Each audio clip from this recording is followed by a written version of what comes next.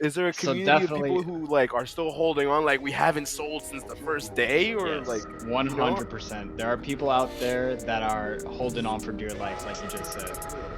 It is 100% like the people that, one of the phrases that comes out of this meme stocks, diamond handing, like that is 100% still alive today. I'm jumping on it. 5, 4, 3, 2, 1. Welcome back to another week on the Kickblocks podcast. We have an amazing episode today for you. Here learning everything about Web3, NFTs, art, and developing. My name is Knyck. I'm Dro. And we've got a special guest with us in the building today. Welcome, Andres Alvarez, an expert on all things GME, here to talk to us about a completely new facet to the NFT space we haven't talked about to date. So, Andres, welcome to the show, and thanks so much for joining us. Yeah, Thanks for thanks so joining much us, for having me. Andre. Of course, yeah, for sure.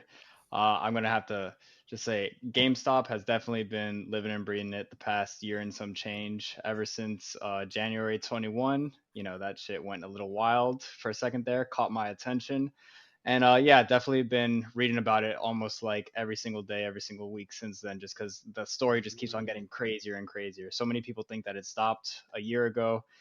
That shit has not stopped yet. Yeah, so I was when I spoke to Nick about who our next guest was and what the topic was.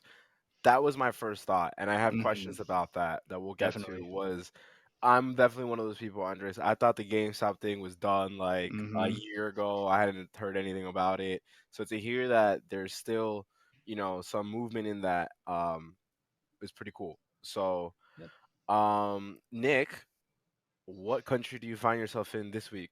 I mean, I feel Oh, like it's a beautiful country, right in the Caribbean, New Orleans. Yeah, no, okay, so you're I was stateside. back in I was back in America for the Buku Festival this weekend in New Orleans. It's really beautiful. The guys from Nice. Autograph were there on like making NFTs during the show.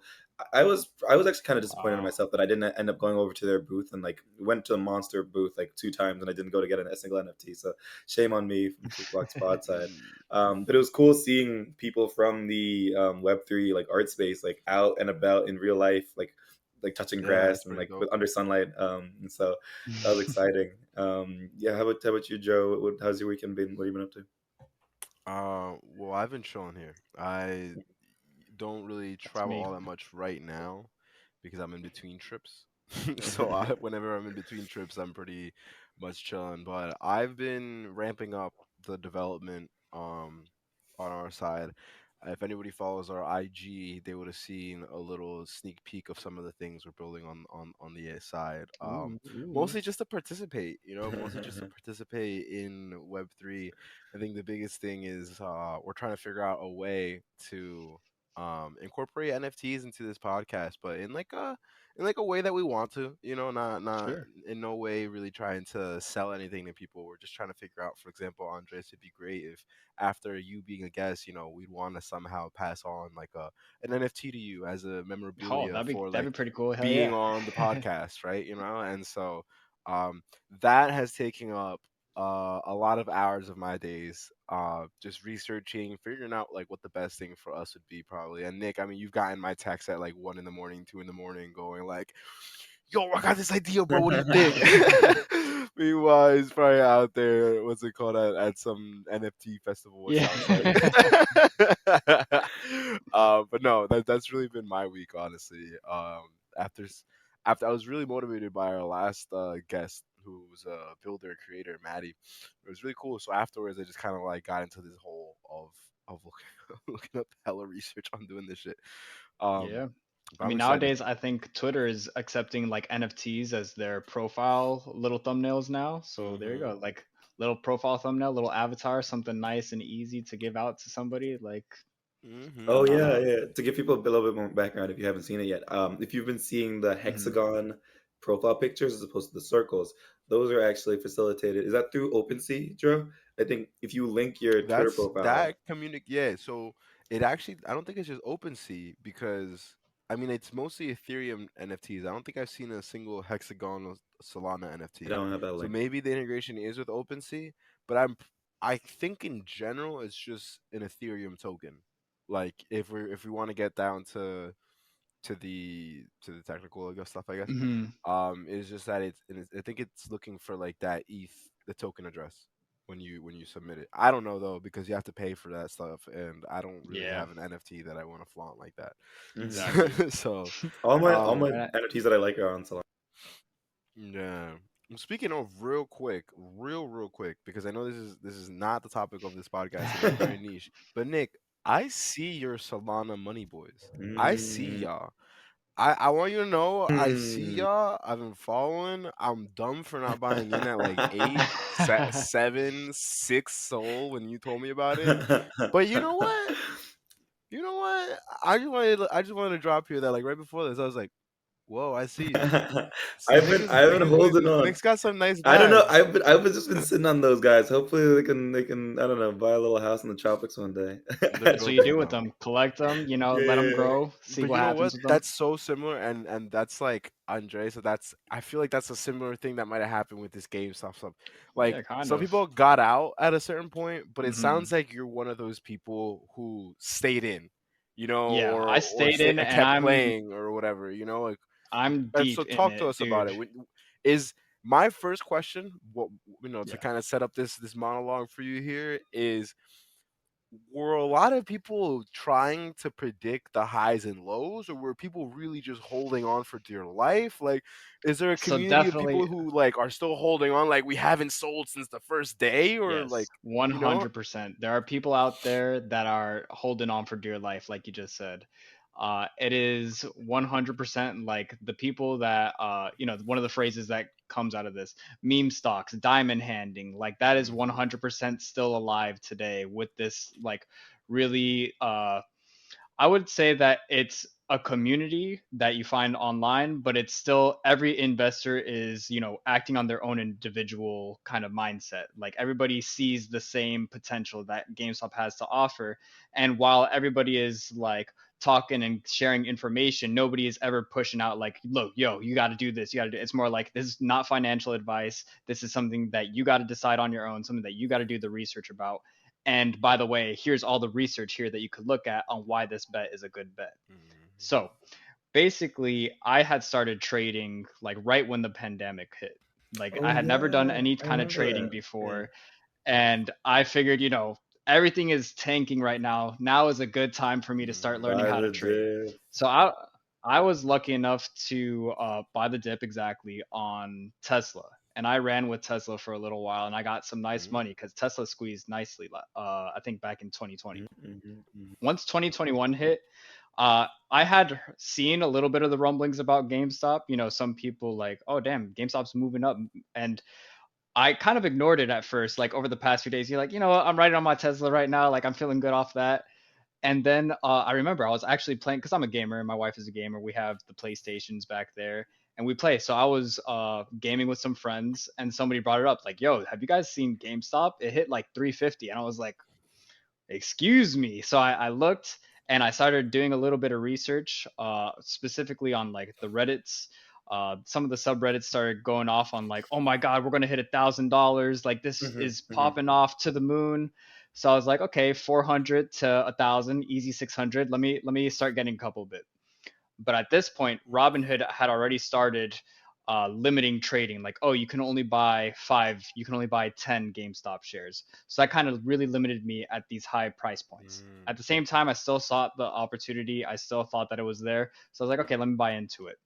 Literally the next day or two, it started tanking from 400 back down to like 40. And I was just grabbing my Ooh. hair like, oh, what did Hmm. I do? I was just completely taken off, but I kept with it. I was like, you know what? It was such a big drop. I had already. I try not to look at it like any solidified losses. More so like, oh damn, I can lower my cost basis now by buying at 100 instead of I like my first 5 at 400. That hurt. This next few at 100, not as bad. And then it started, going down, going up. So I kind of played this game with it for the next year of like, okay, let me try to buy when I can. Let me just slowly put into it because the more and more that I read about it, the research that all these people had compiled, the more it started to make sense to me. Like, all right, something actually broke back there, and it worked in our favor, retail traders. But then big money stepped in and said, no, no, no, we can't have this because I'm not about to lose all this money. They said pause. They shut off the buy button, but they kept the sell button on, and that caused panic. Everybody is like, I'm going to lose my bag. I'm going to be a bag holder, so let me sell right now while I can. And it was under the guise of, hey, everything is cool now. You guys got the home run. It's squeezed. There's no more GameStop. But even today, a year later, a year and some change later, you will still see articles out there saying, forget about GameStop. Just this last week alone, we ran like 70% up to from like $90 to $150 again. So I'm like starting to circle around back towards my original cost basis when I had first started trading, and it's literally a year later. It really is crazy the It's- kind of stuff that's happening behind the scenes.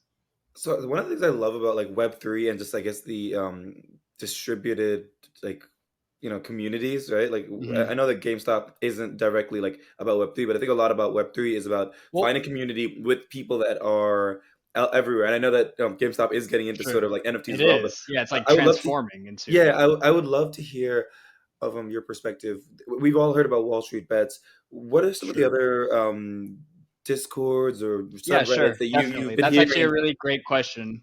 That's a great question because Wall Street Bets is where everything originated off of. Hmm. But Wall Street Bets was also very quickly taken over by a lot of shilling, a lot of fear, Mm. urgency, doubt, the FUD. All that started hitting the scene really quick. And as a result, the community kind of had to disperse and start finding new groups. Like there's r/GME was one of them, and then like there is some internal drama that went about there.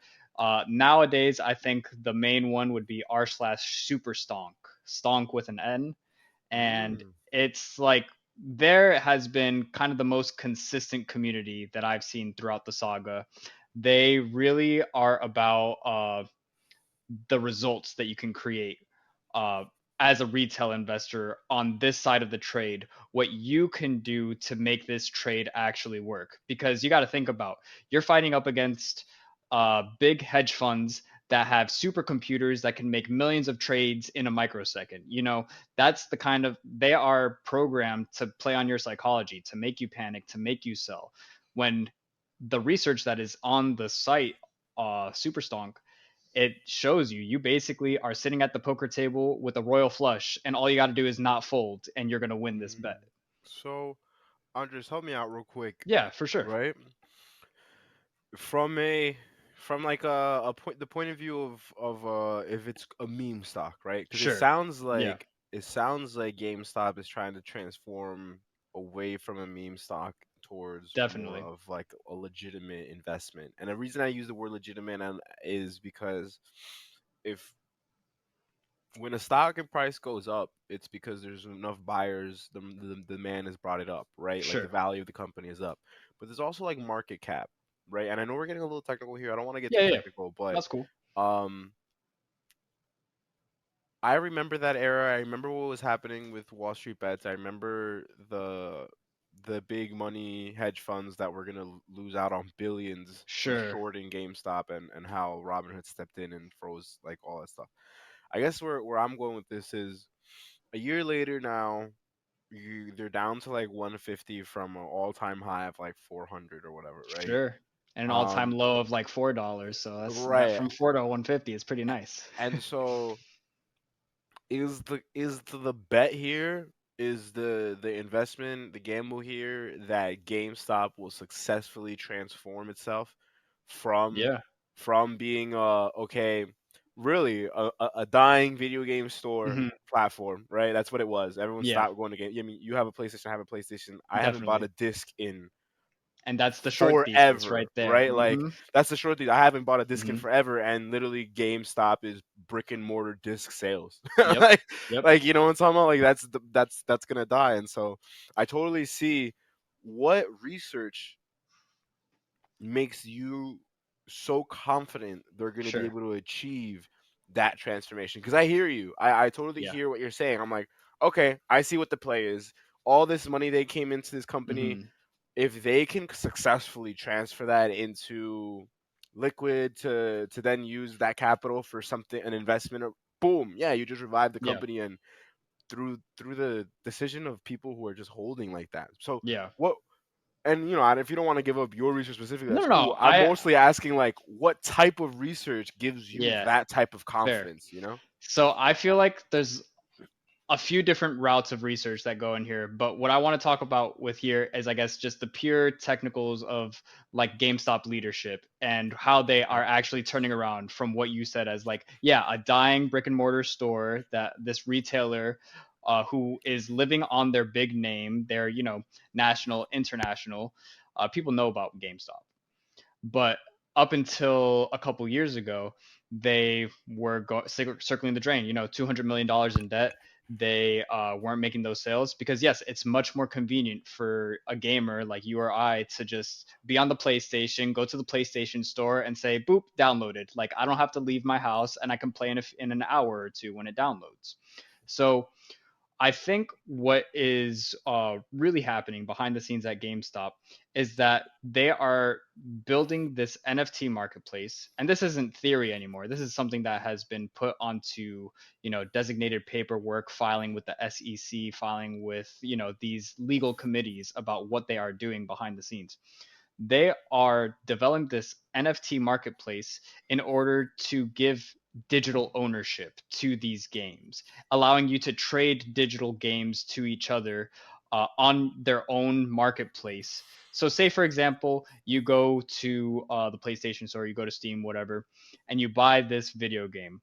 You can't resell that the same way that you can as a disc. Even though that's you put the money in there, if you Right. have the disc, you can get maybe $15 back on that $60 disc down the line if Right. you so choose, if you're lucky. And with digital content, it's completely the opposite. It's just you have this on your hard drive and it's there forever. It's kind of dead weight. What NFTs are going to be able to do is assign digital ownership to these properties, to this video game, not just to a video game. Say that you get this really cool skin for a character, make it into an NFT. You could sell that on the NFT marketplace. You get an item in a video game that's not good for your character, but it's really sought after by this other character. You can make that an NFT, sell it to that person. And it starts getting to a point where people that play games are going to be able to play for fun, get these items, and then sell these items that they got having fun for real money into Right. their accounts. I think Mhm. that is the overall like transformation. And what makes me really confident about it is who's at the helm of it. The leadership is Ryan Cohen, and this guy is the founder of Chewy.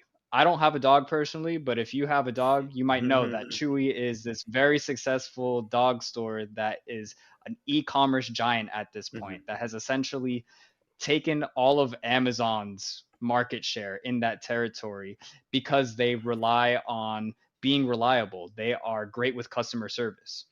Ryan Cohen is taking that same kind of strategy and pushing it onto GameStop. And they are working with some partners, just to name a few, Loop Ring. They are collaborating with them in order to develop the framework of the NFT marketplace. And they also got IMX, which is Immutable X.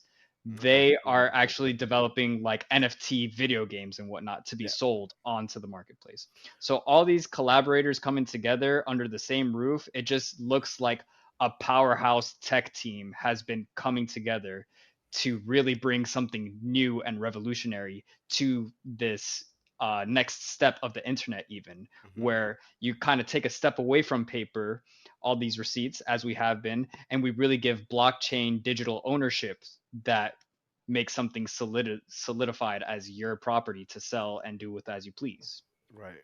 No, that sounds really cool. I mean, that is the bull thesis, right? With Yeah, NFT gaming and NFTs in general. That's what everyone's kind of working towards. And those partnerships, I think, is the biggest thing, because 100%. in the NFT gaming world that I'm a little bit more involved in, than other like NFT kind of niches.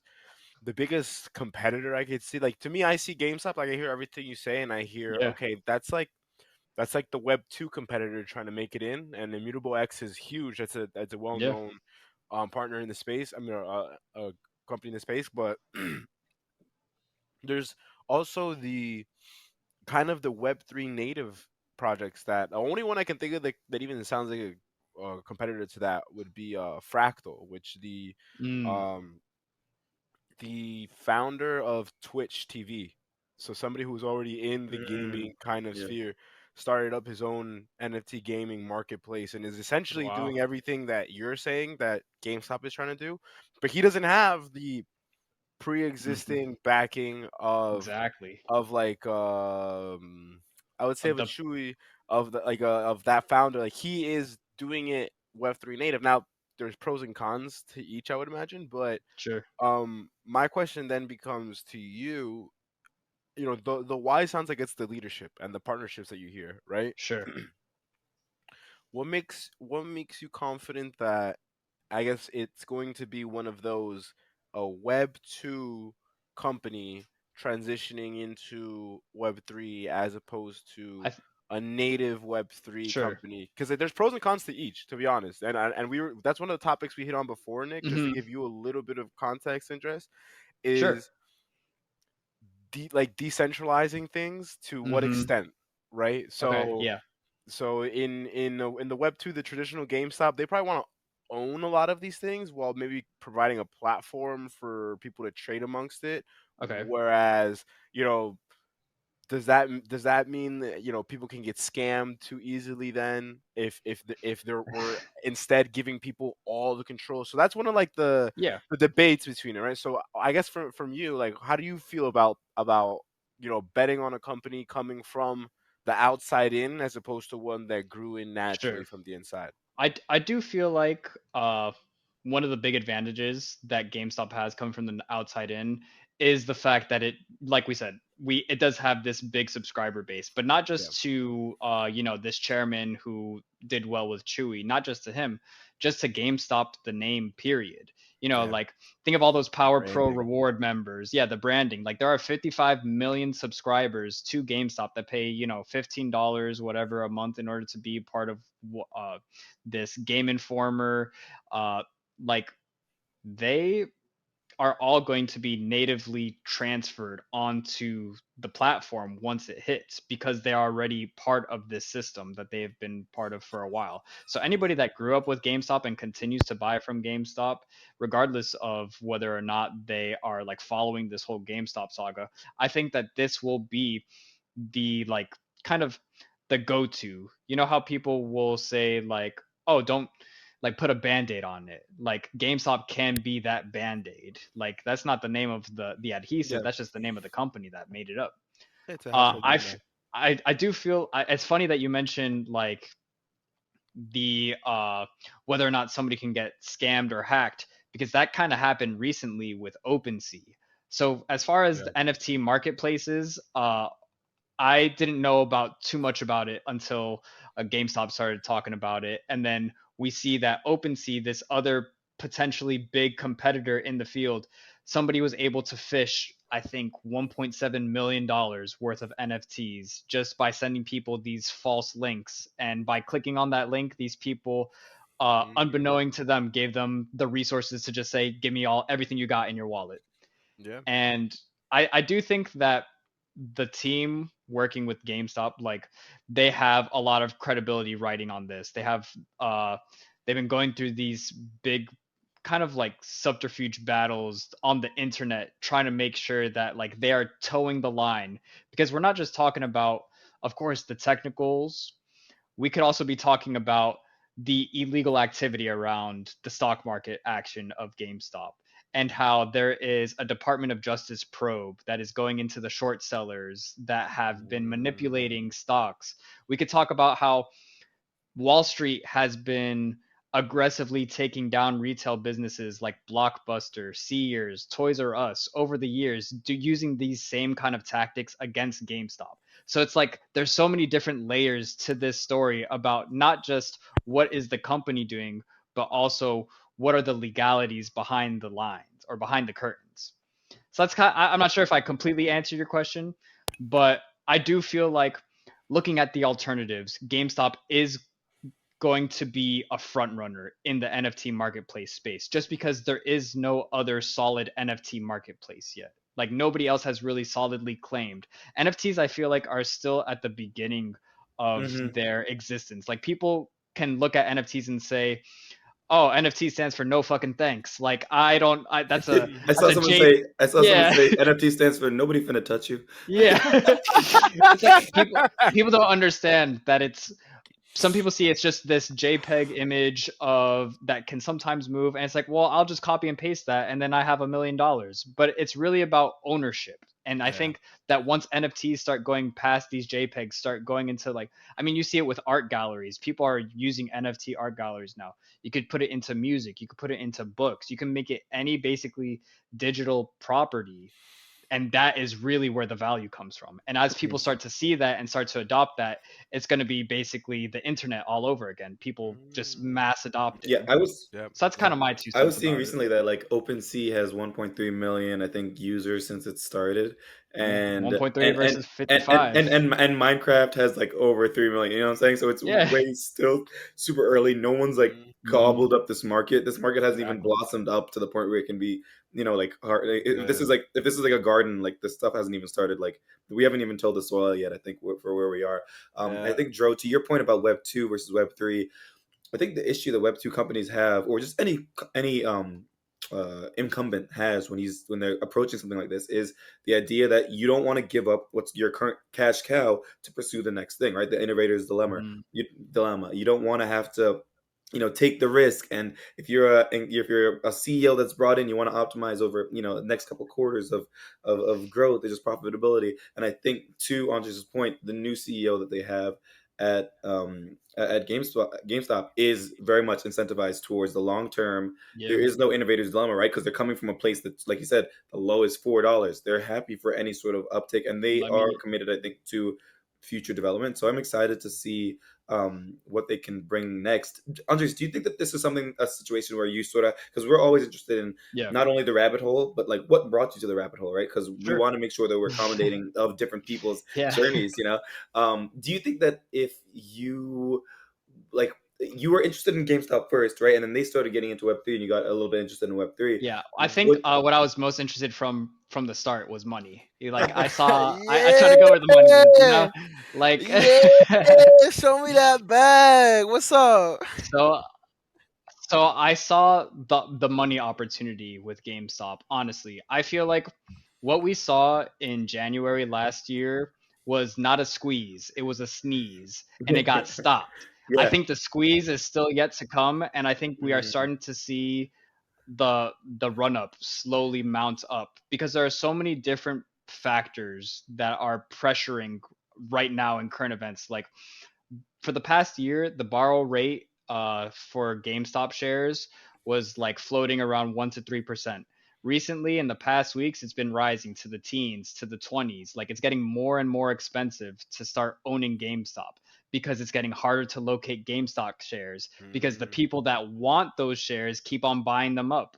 And they're not only buying them, but they're also taking them off of the lit market through direct registering them. could you So that's like a whole other, could you yeah, could you get into this? This is not a Web 3 concept, but I think it is actually pretty important to the idea around Web 3. Could sure. you explain what direct registry is, and sort of, if you understand sort of where I'm Yeah. coming from, how is that Yeah, yeah. sort of like I think I do. a little bit like connected to sort of the ideologies behind Yes, Web 3, and sort of not definitely. having things through a certain like one organization that can. Yeah.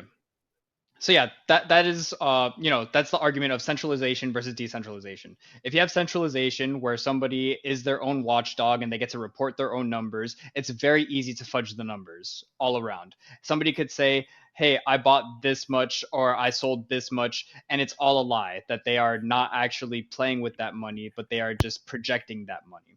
So what direct registration of shares is essentially doing is taking these shares off of the lift market and saying a true number of real shares out there. Because the way that the hedge funds move, they can create synthetic shares. So there's synthetic shares and real shares. The way that our system is built, our financial system, it's impossible to tell one versus the other. They both look the same to the system. What direct registering does is kind of the similar to putting your share on the blockchain. You have this specific code for your share. This is a verified share, and this cannot be like manipulated against.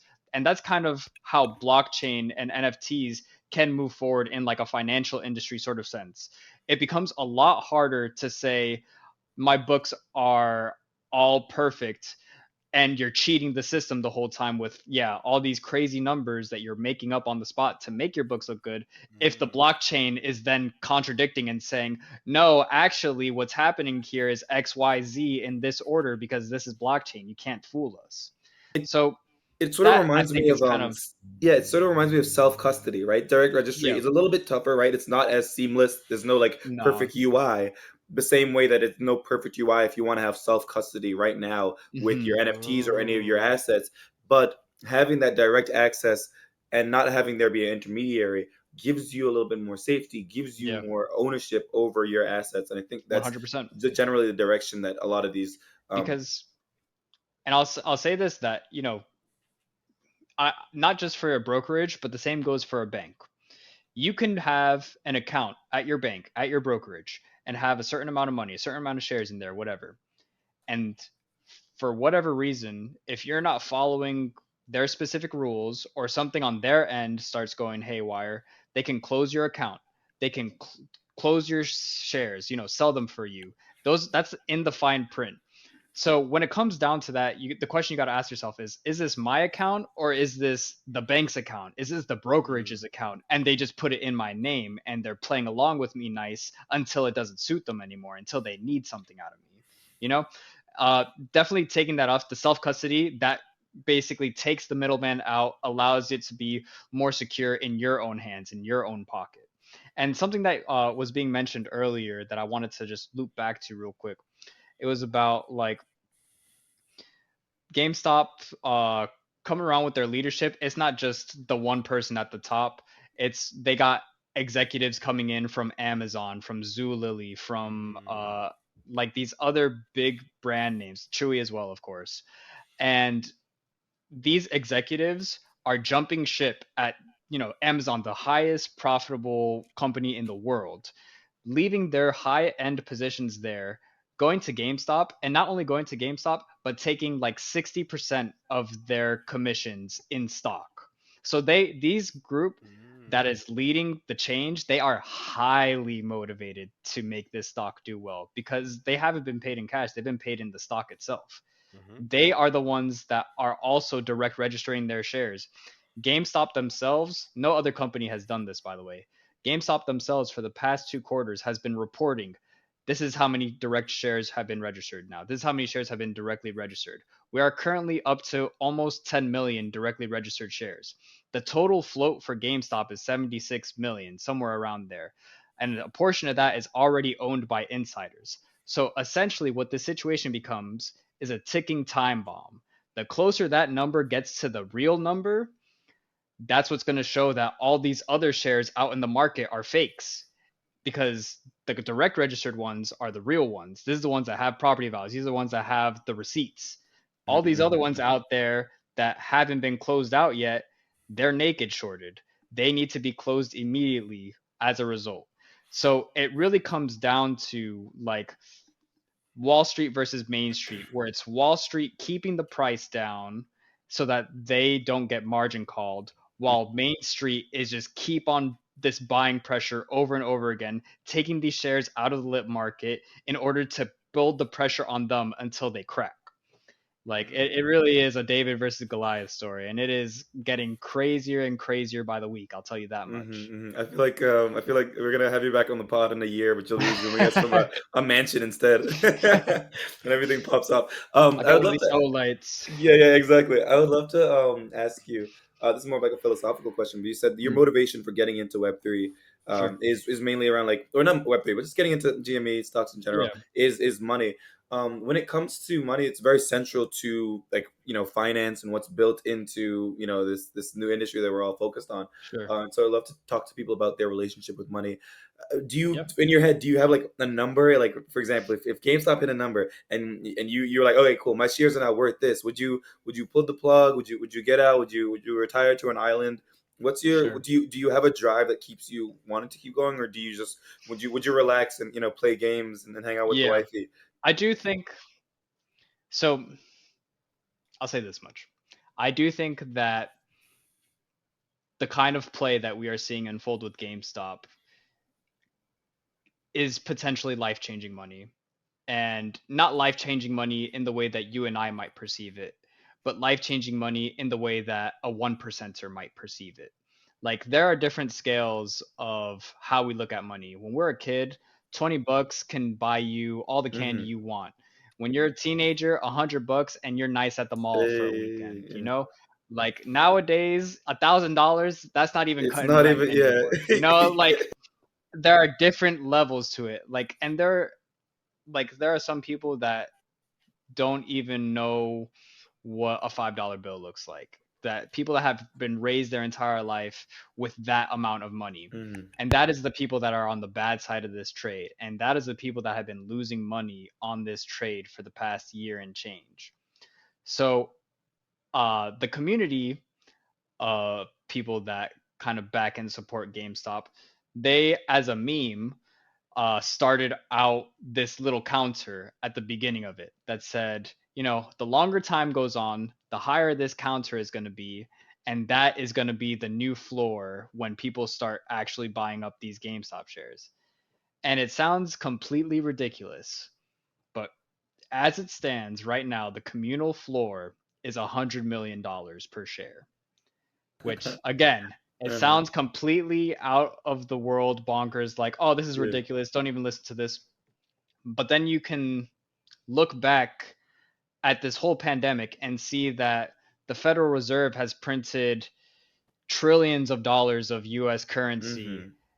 80% of all currency has been in the United States and in US dollars has been printed over the last 2 years, which is why we are seeing inflation skyrocket recently to levels like all-time highs over the past 40 or 50 years. And I'll tell you this much, that inflation has no end in sight because of how much money has been printed. So it goes to stand, if you can print money for the stock market over the past 2 years, keeping it afloat, using the plunge protection team to make sure that every time it dips down to a certain point, we can pump money back into the stock market and raise it up again. If you could do that for the stock market, then you have to do that when the stock market favors the other way around. Everybody else is going to fall over like dominoes. And when it comes down to the Federal Reserve, give me my money, you have the printer is going to start printing again. That's the way that I see it. Do you guys at all worry about breaking breaking things? You know what Oh, I'm this saying? is this is 2008 times 100. This is like, That's what I'm saying. Like, I do you worry that, like, there's sort of rules, you know what I'm saying? Direct yeah, registry, that's a rule. You know what I'm saying? Like, yeah. they owe us our money, that's a rule. Federal Reserve, that's a rule. I feel But, do you like this worry is about that not kind of thing? necessary. Yeah, I do worry about it. I do feel like we are looking at a crazy recession coming in the next few years, and not just because of what's happening in America. I think America's side of things started since 2008 when we saw these big players, hedge funds, banks get over leveraged with all this money in the derivatives market. And I think that's what we're seeing again, except this time around, instead of mortgages, it's GameStop. It's like these specific retail stocks. And this time around, retail got wise to it, or at least a small portion of retail. And now it's really putting the fire underneath them. But I think even if you look across the world, you'll see that we are strained to the breaking point. Russia is getting sanctioned to shit with The their war against breadbasket of the Ukraine. world. We're gonna have a lot of, like, Hmm. shortages and famines based on what's going on. Definitely. And the world runs on a 90-day food cycle. So if that food is gone, then 90 days from then is when people are going to start going hungry. In China, you will see the real estate market. I don't know if you guys have heard, like, Yeah, I've been seeing Evergrande. that. They've been defaulting for so long now, like they in a perpetual state of defaulting. And Chinese real estate market makes up maybe 15% of all the world economics. So once that Jenga piece goes, everybody's going to feel it. Anybody who had any money in Russia, they no longer have any access to that money. That includes the people over here, potentially like dirty hedge funds or dirty banks that helped funnel money for these people. Like, everybody's getting strained with money nowadays. And I feel you. I do think that it's indicative of, you know, big activity that is to come, big crashes, potentially like stagflation for this country. Mhm. And this is all stuff that I learned based off GameStop. Yeah. No, so I usually ask the guests questions, but I have a question for Dro. Usually we don't get into our anarchist, the world changing, new world order bag. How are you Some Fight feeling Club shit. as a host? Does this kind of stuff interest you? Or are you like, no, let's get back to developing, let's get back to code, like because this is part of what fascinates me about the space is that like we're creating new systems, right? Finance Yeah. is on top Hmm. of healthcare, is on top of security, is on top of Yeah. military, and a lot of those things are being strained and pushed. What do you think about sort of like the world evolving and our systems evolving based on Web3 and the Well, I think the world's already had a lot of political meetings in their own like respective governments of their Mm, countries to discuss like what they're gonna do with what's next, right? And if we're talking about Web3, what's next is mhm. cryptocurrency. Yeah. They see it as the natural, maybe not natural, but the disruptive, innovative progression to fiat currency, right? So the way I see it is that fiat currency will die off when I don't know. Like if we're talking Yeah. like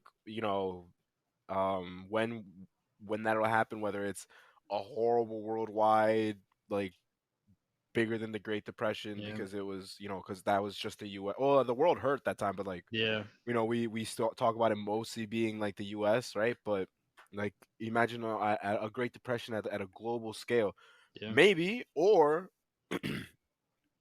a lot of countries choose to be like El Salvador and take on Bitcoin as their That's official true. currency of the country super early, and people laugh at them when the Bitcoin crashes down from 50, 60K down to 30 something. But then when it goes back up to that 50, 60, everybody looks at them again like, and that's and I guess where I'm going with all this is my theory is yes, fiat money will eventually die out. And you can argue how that'll happen, which will go first, whether it's the US dollar, the European euro, the Japanese yen, like whatever Hmm. whatever currency you think or country or government you think is going to die out first or last. I feel like that's up for debate, right? But I think fiat currency as it is, like if you were to when we were in school in high school economics, college economics, whatever, and you have that basic dictionary definition of what a fiat currency is, I think that'll die out, right? Hmm. And what I think countries are slow to why countries are slow to do it is because they understand that their traditional economic tools of printing more money look the natural Yes. fix to inflation is recession. It Yeah. is but like and recession has a negative connotation to it because of what it does to the society. Like Mm-hmm. you hurt, Mm-hmm. right? People hurt, things are a little bit, Things are it's harder to get a tighter. Yeah. loan to start up a business, things Yeah. are tighter like during a recession, right? But it fixes the economy. And some of these economists don't talk about it from the human aspect of going into a recession. They just say it like, hey, we're going to have to go into a recession to combat this inflation. We're going to raise interest rates. That Hmm. usually, that like in unemployment's going to go back up. You know what I'm talking about? That's the natural course of things for these economists, sorry, right? What Web3, what I think it does, is it's going to force the governments around the world to ask themselves, how are we going to now use these new tools to Mm-hmm. manage our government in our country? And that's one of the things that I don't have the answers right now. And like No, I ponder definitely. like what those answers could even be, right? But it's gonna take that. It's gonna take forcing those countries to decide, okay, fiat's gonna dip, whether it's in 100 years, Yeah. 200 years, or in 20 years, some shit just massively blows Yeah. up Yeah. I and we mean, we have to already fix it. see the ruble has already gone to shit. Like Mm-hmm. that's Right, less than a Well, penny right. now. So, Like so yeah, are they gonna fiat have is to out the go? way. Fuck it. You know what? We're ETH now. Like, you Yeah. know what? hmm Ruble. Like, yo, it happened in Europe. People like Sure. forget really, really quickly. All those countries that accept the euro now. What was the currency in Italy before they accepted the euro? The lira. My No, family what is that? migrated What to is Italy that? for the Italian lira, that then switched to the Yeah, euro. It's a dead currency. Yeah. You can't Yeah, get the I think lira definitely. that is anymore. yeah. So that was in the 90s, And bro, or like 80s, 90s. That wasn't that far and the off. way I see it almost is that like it's not going to be that the countries will be forced to turn to that. I think that people will create their own alternatives, and then it won't even be Yeah. like the countries turning toward it. It'll be like just pressure. You Just know what I'm saying? adopting. Yeah, just Well, Yeah. the reason adopting. I We say have. that adoption is them turning to it is because, and I only know a lot, I guess, about the hearings that the United States had when they were hearing out a lot of the blockchain platform, like the Solana rep, Ethereum. I don't think the Ethereum rep went actually, but like a lot of like the U.S. people went to answer a lot of questions. Um, and what kind of came out of that is exactly that theory that, like, listen, this is going to happen, Hmm. okay? So United States, right? Will you adopt it and innovate with it, or will you fight it? I, Will you have and get left behind, right? Will you regulate it so much to the point where people in the U.S. don't really want to do business here? Right? And that used to be a thing where like we would talk about that with like taxes, right? We used to say, everyone knows about Florida, Texas, Arizona, Nevada, the no state income tax. Business is great to do there. What happens when the United States is like now has so heavily regulated cryptocurrency, right? Because we just regulate so much, right? That businesses don't want to operate out of here. Now we say that about taxes, right? And Hmm. and and usually it's like, well, no, that's not fair. um, we can incentivize businesses to want to stay here without just giving them tax breaks, right? But that's with the old system, right? And so I don't know what will replace those incentives to keep businesses here in the United States, right? But if cryptocurrency is going to be something, OpenSea takes a 3% transaction fee on any NFT trade you do on a marketplace. That's a tax. Hmm.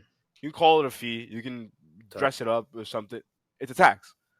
Now it's a tax that the company is charging you, but it's tax, right? And so if the United States just tries to take 0.05% of all the transactions of cryptocurrency that happen in the United States, how much cryptocurrency do you think they'd have? You know That's a what I'm lot. talking about? That's a lot.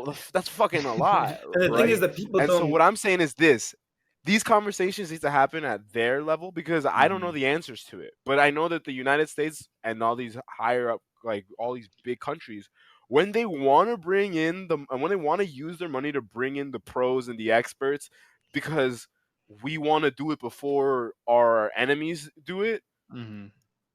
they'll do it, bro. The Yeah. race to the moon, the fucking the Manhattan Project, the race to Yeah. nuclear 100%. stuff. Like literally, all of this has happened in the past. I'm one that really likes to know like what happened in the past. Some people like to know like why something happened in the past or who did it in the past. One of the big things that I really enjoy is just knowing what happened in the past. Step by step. And just in general, this is just like a reoccurring thing, right? Hmm. Like Andreas, you said, right? It's like we're the hyperinflation that's happened over the last few years. It's because we're the United States and we have this gigantic buffer that we Yep. can go through this inflation period and we're still kind of good. You know what I'm talking about? Like Sure. for all intents and purposes, the Hmm. country's all right. We're not Venezuela, and Yeah. we're Yeah. super hyperinflated out like to shit, you know. But we have the liberty of doing that. Yeah. Hmm. These small Don't feel like Central South liberty. American countries, they can't do it. These gas prices don't feel like liberty at all. Yeah, we're dying out here. Yo, you know what's crazy too? What the gas prices kind of makes me think Oh, of? When I went to Peru, I remember seeing gas prices being sold at by the liter, and the mhm. liter was like, bro, in the teens of Peruvian souls. So that'd be like a liter is worth like, if I'm just doing the exchange rate real quick in my head, it was $4 or $5 for Mm. yeah, bro. And like wildly enough, people were used to it. Now that means a lot more people were using motorbikes, Yeah, I can imagine. like less, not so many big vans Yeah, and not a single trucks. A SUV on lot the same more like street. y- like yeah, like a lot more cars and like more gas efficient cars, right? But Peru isn't by any means one of the top economies of the world. Mm-mm. It's one of the fastest growing economies in all of South America. But it's not a US dollar, it's not a euro. It's Mm-mm. better than a lot of economies in the world though, right? And what was interesting to me was they were used to these very high gas prices as a society, and they made it work, right? And we're just not used to that. And I think what the Mm, American society, kind of out of all of this, is starting to experience is exactly that, is not being the end all be all economy of the world and starting to feel some of those like inflated kind of living in countries that are no longer at the top, right? yeah, And so I mean feel that. my that was my long-winded answer. My short-winded answer, Nick, is yeah, I think this is all going to shit and burning the fuck down. And if you ain't an Ethereum maxi by now, you must be a Bitcoin boomer. Don't talk to me. Don't talk to That's me. hilarious. I love that. Andres, I wanted to ask you as well. So we've talked a lot about like GameStop, NFTs. I know you're Yeah, personally a gamer. I would love to hear from you. What yeah, games do you like to play? What's your favorite style of gaming? Like, tell us, give us yeah. I mostly RPGs, I would sure. say. Right now, recently, like a month ago, Elden Ring dropped, Hey. and Oh, build oh Elden Ring, my god, Samurai, yes, Bushido, Flaming. That's my build, bro. boys. See me, see me. I listen. I just hit 125. I'm the meta PvP level. See me at Riot Lucaria Academy Oh Gate. No. shit! Oh But shit! I literally have dived into this game like 100 hours Mhm. easily. Like probably game of the year 2022, Oh, favorite game of 100%. all time potentially. It just It's even my Whoa. that wife. good. It's that Listen, good. I grew up on Dark Souls, so it's It's got that like good. Dark Souls is nice, but Elden Ring is even better. It's It's built everything different. that Dark Souls wanted to be. Andres, And it's my Yeah. my first Souls-like game. yeah, there you go. It's same as my wife. My wife never touched a Souls like game, never thought she would. She touched this and she fell in love with it. It's like it's crazy how the difference I would say between Dark Souls versus this game, because everybody says like, oh, Dark Souls is the hardest game, blah blah blah. It is harder because you get to go in one direction. In Elden Ring, you got an open map. You go anywhere you want. So if you're having a hard Mm. time somewhere else, you say, "Fuck it, I'm gonna come back when I get good. I'm gonna get more experience. I'm gonna get more Hmm. armor, whatever you need." And then you come back later leveled up. Versus before, it would just be banging your head against the brick wall over and over again until it Hmm. gave. So yeah, Elden Ring is definitely And the one. what makes the game like next level for you? Is it like the storyline? Is it graphics? Oh, Like, where dude, do you think Bro, the dude, biggest it's gap the is that makes please let the me answer everything. this, Andres. It's Yeah, go for it. I want to try to I want to just try to encapsulate this with one super simple yeah. sentence. The level of detail in this Yeah, I Mm, love game. that. mm-hmm. It's the level of detail that they've put into every aspect of this Yes, game is yes, That sounds insane. beautiful. Nick, you can't just like if you're bossed up, you're on Trace's level, you probably got a whole bunch of ruins in your inventory to be buying shit out. Yeah, maybe you can go stock up on 99 arrows for your bow, right? Real easy. That's a quick trip to the merchant. But let's say you're not. You know what you need to do? You need to go kill some animals to get some mm-hmm. bones. No And then you need to way. go kill some birds to get some feathers, right? And then you need to craft your arrows to go Mm-hmm. fight the boss, right? Oh wait, you want some blood arrows? Go get some blood roses from that Yeah. one place, right? And then craft your blood arrows. Bro, it is like the level of detail. Oh, some things in the Oh, mission in the game only proc if you're walking around that area at nighttime. So yep. you have like, Mm-hmm. you know what I'm talking about? If you kill a certain NPC in the game, oh but yeah, anybody you meet, you could kill them if you want. Like Mm-hmm. like any merchant, whatever you could. Oh, you know what? It affects the storyline, bro. It Yep. affects like if it's part of the No. story, I would you've s- just affected the story. There's alternate endings to the mhm. game depending I on would say things you there's do. even another big thing, like kind of similar It's to what you're talking it's about, just the level Dro, of is that detail. there not just yes, there's so much detail, the world feels lived in. Like I would say like a good counter example, there's another game that came out not too long ago on the Switch, like Pokemon Legends Arceus or Arceus, however you say Okay. that. And one of the big complaints is that it's great because it's a Pokemon game where you get to walk around and actually throw the Pokeball and sneak around and fight the Pokemon and stuff, but it felt very empty. Like as you're walking around, like it doesn't feel like there's a lot going on. In Elden Ring, you turn a corner and there's some crazy shit going on. And it's like Yeah. every little part of the world has some new crazy exciting Yeah. It's like a activity real Yeah, happening. city. It's like a bro. real like thing It's going on. it I've watched a review about it already, and they're like, it's the game that never ends. I've played this game 4 times, did 4 different Because completions, and it's yeah, just so keeps going. Because especially with the different endings, like you have different things to do. bro, So yeah, they it's like fun. you could do whatever the fuck you Hmm. like. The customizability to it. You can play however play style you want. You get bored, oh, just go quick, change it up real quick. Yeah. Like no, it's a great game. As somebody who's never played that style of game and is kind of falling in love with it, it's really it comes down to giving you the option to play the game however you want. You know what I'm Yep. talking about? Like if you don't care to go through the main storyline and you just want to fucking go through dungeons, side quests, fucking explore, do whatever the fuck you want, yo. Daily. Literally, yeah, like like literally whatever the fuck you want to do, you can do it. And then yeah, if you want to go through the bosses and shit. Oh, another thing, bro. When you beat one of these bosses in this game, you feel so accomplished, bro. It's a You wave feel of you rapture all feel over you. so accomplished from beating one of these bosses. Like I felt like, oh my Graduated. god, bro, you're sitting there so gassed. You know the amount of times I've had a boss and then I was like, damn, I can't beat him. I go put in like 3 hours training in some other area of the game. Hmm. Come back 3 hours later, I'm literally headset on. All right, bitch, come here. What's up? I'm leveled up now. I'm leveled up. I got a whole new sword now. I got this incantation spell. Come see Yeah, me. yeah. Come see me. And then when it gets really real, Nick, when it gets really, really real, you call your boys up to jump them. You could Hmm. call your boys up to go into your game session and help you jump the boss. Jumping over. See, this is So why we Gotta I'm can't let watch like, you. out This is because why I somebody can't can let you in jump the. you. This is why I can't let you in the metaverse. You're gonna start jumping people. no, yo, Andres. And my favorite thing is like, you picture when like you can put on a VR headset and just like log into your Elden Ring Oh my character like god. that. You You're know, like speaking to my soul right that's there. one of those things where like right now I looked it up. There's in Paramus, we're geolocating ourselves here a Sure, little bit sure, right sure. now.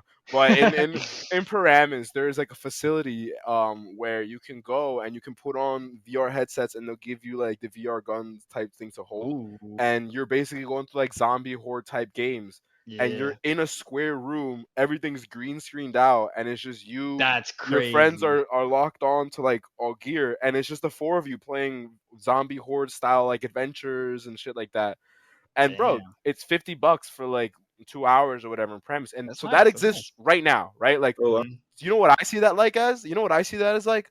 The modern day arcade. Oh, That eventually true. Hell yeah. arcades It will comes have it home. It's came to the home, right? It I'm comes gonna home real eventually. quick just step in because since me talking about GameStop, that's what they're doing with some of their locations. They're making their Oh, that's a locations kind of cool like you idea. can come in not just buy the games, but sit down at a computer lounge and play computer games with other people, or Yeah, and like try play out the test like headsets and stuff. another like yeah, let there be a couch and there's an Xbox in the corner and you could try out like the new Xbox game. So that's Yeah. is also like just to bring it all Yeah, around. no, 100%. But Yeah. yeah, It's, So I got a question here. yeah, Now that we've this has all been real cool, all the game stuff. So I didn't know this was all still going on. Um, Andres, for you, does this now like what interest has it opened up for you moving past GameStop? Like, I would imagine yeah, you sound like you might eventually want to, or you have already diversified your portfolio in a way, right? And that what that kind of means is to some people, it's a super simple term, but I remember the first time I heard it, I was like, sure. oh, what the fuck does that mean? Really, it just means not putting all your eggs in one basket. Yeah, It means like doing the same level of research you did for your first one where you had conviction on your next one, right? And sure. then like starting to make it that. So for our audience, that's what I'm kind of asking Andres now. Yeah, Now that definitely. he feels super confident in this one, which is great. It's always great to have an investment that you're confident in long term. What has this opened you up to in the Web3 space specifically? Because And the so yeah, stocks I would are kind of say old. So, but mhm. like with Web3, what are you thinking? With Web3, so I had never owned crypto or anything like that before because again, I had just started trading stocks a couple years ago. This really opened me up to looking more seriously at crypto. I feel like I'm more interested because I know that there's like generally two camps. I'm still not too I'm still fresh on the crypto scene, but from what I've gathered, there's two camps of like Bitcoin and Ethereum, and like those are kind of the big boys right there. And Bitcoin is like the big one, and Ethereum is like the smaller one, but still up there with price. So Mhm. I've been kind of looking more closely at Ethereum based cryptos, and the one specifically that I looked at is the one that is partnered with GameStop. They're called Loopring. Their marker is LRC. And what makes them, I think, really a crux of this whole transformation uh, of not just like the GameStop marketplace, but maybe for crypto in general, is that they have created a how do I say that, a layer two zero knowledge roll up where those that's just me kind of saying words that I've memorized, but Mhm. essentially, to my understanding, one of the biggest hiccups in crypto is the gas fees. Is that Mhm. sometimes every time Mhm. you make a transaction, you got to pay $15 in order for that transaction Mhm. to go through, and that's a big ass That's a good expense day to too. put on top of every single thing. That's That's a always a good day, day. and that's Yeah. something that is limiting regular people from going into a store and Apple Paying using crypto. So what layer 2 is going to allow you to do is basically reduce those gas fees and make it from $15 to maybe 15 cents. So that, I think, that kind of technology, just increasing the speed and decreasing the price, that is what's going to push these people to the next level. So that's where I've been putting my money personally, as far as crypto stocks go, or not crypto Cool. stocks, just crypto coins go. And so, are you stacking up on the coin? Or are you? I Is there a was for a little staking bit. mechanism? Are you working maybe in It's DeFi with like liquidity pool? Like, what are you it's working on? interesting because yeah, they actually have their own wallet, and I downloaded it through them, and I put all my money through them.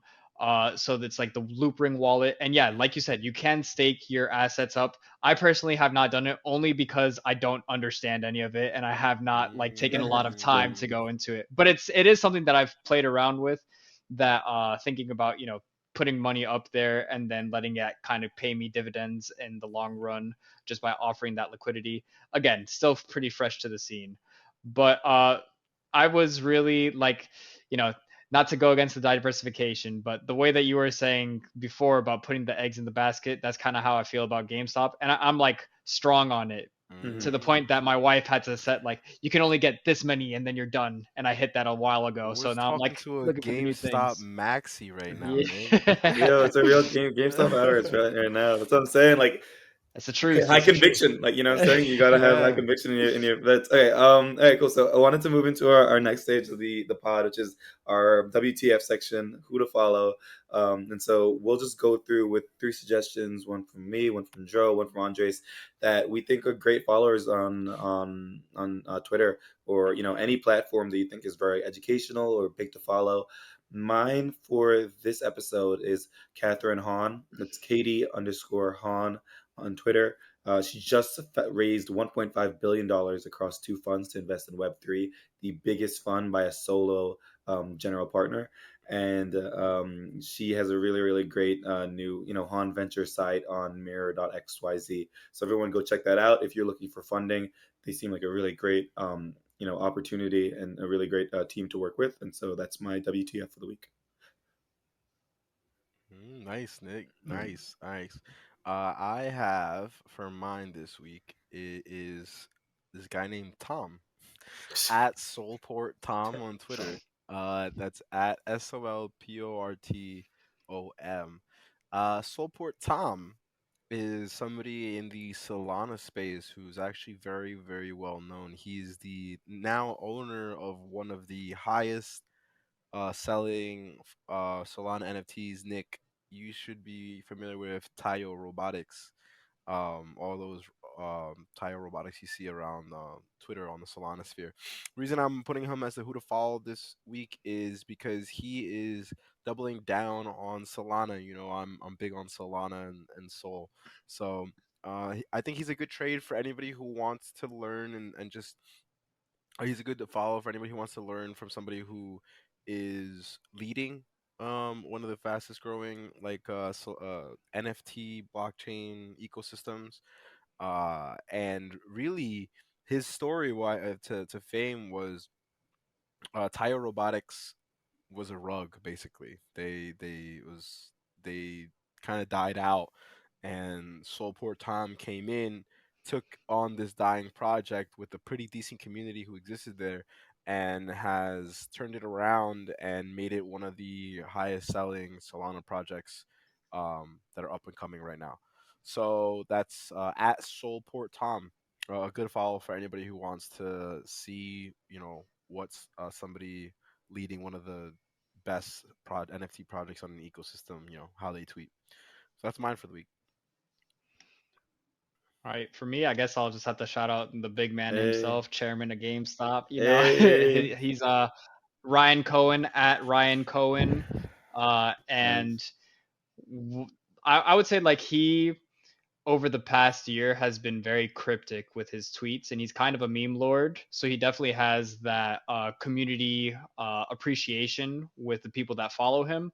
But very recently he has been going off on Twitter. Like he has been adding people that want to sue GameStop for 30 million and saying like, all right, come at us, like you picked the wrong fight with the wrong people, boy, because I'm about to out you with all my people that are looking with a microscope at your corrupt policies.